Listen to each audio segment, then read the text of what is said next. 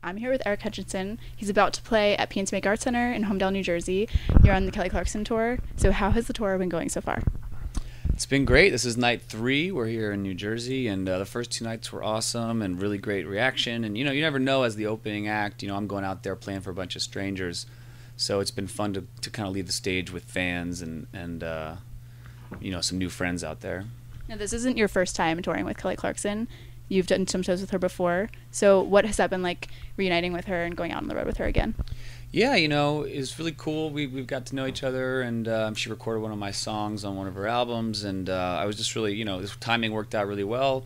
They invited us on tour, and we're playing the Radio City Music Hall this week and Staples Center in LA. So I was really excited when I got the dates.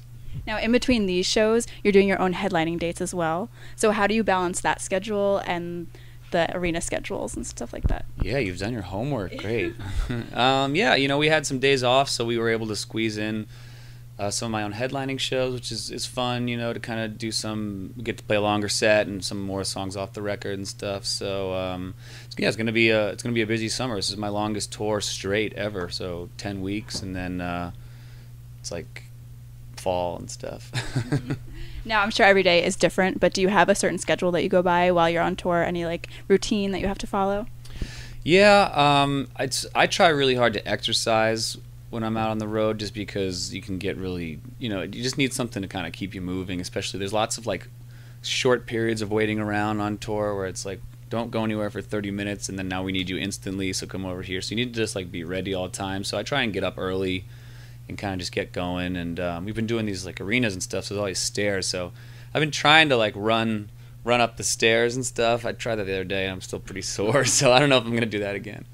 Now, what is the food like on tour and the meals? Do you get catering? Do you kind of pack stuff on the bus and stop at grocery stores on the road? Yeah, here when we're doing the Kelly shows, there's catering, full catering, every meal. So yeah, it's really cool. It's this whole place back here feels like summer camp or something. There's 130 people working between all 4 bands and the crew and the local crew and everybody else. So there's just people going everywhere, and it's fun. You see someone hey, how's it going? I'll see you tomorrow. Now, between your headlining shows, this tour, and any radio shows that you've done, is there a venue that you've played that has really stuck out to you and that you've really enjoyed getting to play? Had so many good shows over the year. The place I do want to play that I've got on my bucket list, well, Radio City's on there. We're going to check that one off this week, which will be pretty cool. But I'd love to play Carnegie Hall. So I'm going to do that next year, I've decided. Now, you're from New York City, right? Yeah. So do you have any favorite spots in New York City that you like to visit, or anything that you would recommend people to go check out if they're in New York City? Yeah, all I do is make lists and lists of places to eat. I love when people ask me. Sometimes people ask me on Twitter where they should eat. You can tweet at me and ask me when you're in New York City. I'd be happy to tell you where to go. But yeah, there's lots of fun stuff to do. My whole thing is just stay away from Times Square. That's not what most New Yorkers do with their time. Go downtown, go to the West Village. There's lots of fun stuff to do, but Times Square is just do you have a favorite restaurant? I've got a lot of them. Yeah, I've got a lot of them. Now, when you're on tour, is there a certain city that you like to visit besides New York City? Obviously, you hang out there a lot, but is there anywhere else that you like to go? Yeah, there's lots of cities I love. We have great shows everywhere. Some places lately, I always there's always different ones where oh, this is fun this time. But Seattle has been really great lately. Austin, Miami, Chicago, Portland, Maine. So kind of all over the place. Now, you were talking about Twitter a little while ago, and you interact with your fans a lot on Twitter, which is awesome. I always see them tweeting at you and you responding back. How do you feel that Twitter has kind of helped you in music and connecting with your fans? I know it's very prevalent right now using Instagram and stuff. Do you find that it helps with what you're doing, and do you make it a part of your daily life? Definitely part of my life. I'm addicted to it, so I'm just checking it all the time. And there's some songs on my album Pure Fiction that are pretty much just about that, just addiction, and it's the first thing I do when I get up in the morning. But it's great, especially doing these shows, to have people, new people who just found out about the music, tweet me, and we can talk. And I just like being able to get the word out and keep in touch and sort of see how people are feeling. Now, during your set on the Kelly Clarkson tour, you have been playing a little Shake It Off by Taylor Swift. So I wanted to see if you had any opinions on how online music streaming is with Spotify taking the Taylor Swift stance. Do you have any opinions or thoughts on that?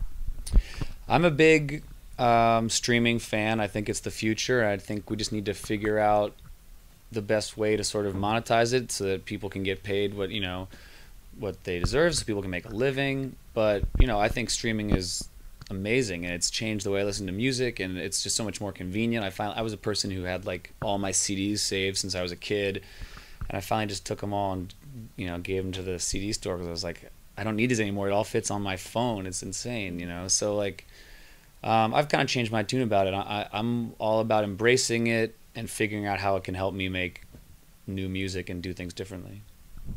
Now, I saw on YouTube you and Tristan Prettyman did an amazing cover of All About That Bass by Meghan Trainor. So when you guys collaborated on that, how did you guys decide to do that song? And is there any other music in Top 40 Radio or mainstream music that you like and that are into? Yeah, I think the duet kind of just happened. I think we were kind of messing around in soundcheck or something, and we were like, we should do this. And people liked it at first, so we kind of just kept doing it. And, it was pretty silly, but it was fun. I'm trying to think. I like a lot of stuff. I think it's a really exciting time for pop music right now. But I always go blank whenever people ask me. I always forget what I've been listening to lately. But I think there's a lot of cool stuff out, and I'm really excited. I love, I think Bruno Mars has been making great stuff lately, and Frank Ocean was one of my favorite albums. So, yeah. Now, you're on tour every night, so you get to see a concert pretty much all the time. But have you gotten to go to any other shows that you've really enjoyed, any other tours or artists that you've gotten to see? Yeah, I saw Ed Sheeran at Madison Square Garden, and that was really great. I mean, he just puts on a great show, and it's really cool to see him interact with everybody. And I don't know, I'm going to see Brandi Carlile soon. I've gotten really big into her music lately, and Chris Cornell from Soundgarden, he's playing solo acoustic, which is really cool, so I'm going to go do that too. And I don't know, I kind of just try, but sometimes it's hard. I go to shows and it kind of just feels like a work day or something, so it just depends. It's got to be a show where I'm like, I really know I'm going to like this and get into it. Now, if you were to create an Eric Hutchinson Coachella-type festival, who would be on the lineup for it? Any of your favorite acts or anyone you'd like to see on your own festival? Vampire Weekend, they're my favorite. Frank Ocean, Stevie Wonder, Paul McCartney. I need some more new stuff in there, though.